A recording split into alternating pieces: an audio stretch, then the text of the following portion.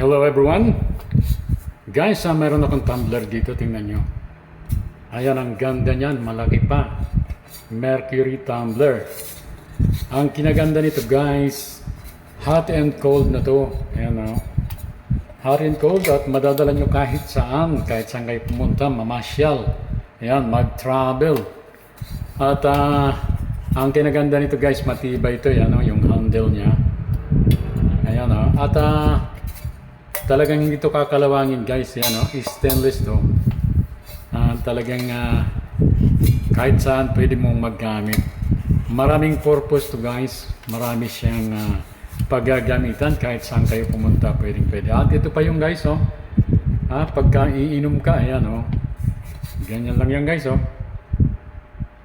Di ba? Ito ang kinaganda nito at mayroon din dito, pwede ka rin dito uminom. Ayan ito guys o. Pwede naman din ganyan, no?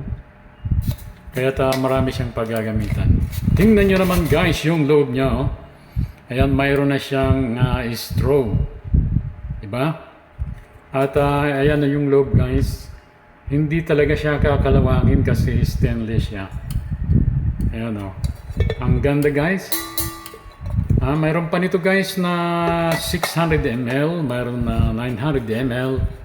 Mayroon namang 1,200 ml.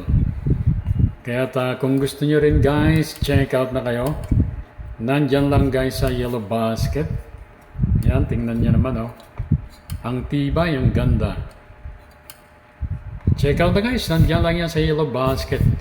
Stainless na, matibay at magagamit nyo kahit saan pag namamasyal kayo sa mga bata, pwede to. Pwedeng lagyan ng malamig, pwede rin mainit. Hot and cold guys. Ayan, di ba? Ang ganda guys, kaya check out na guys. Thank you so much for watching and have a blessed day everyone.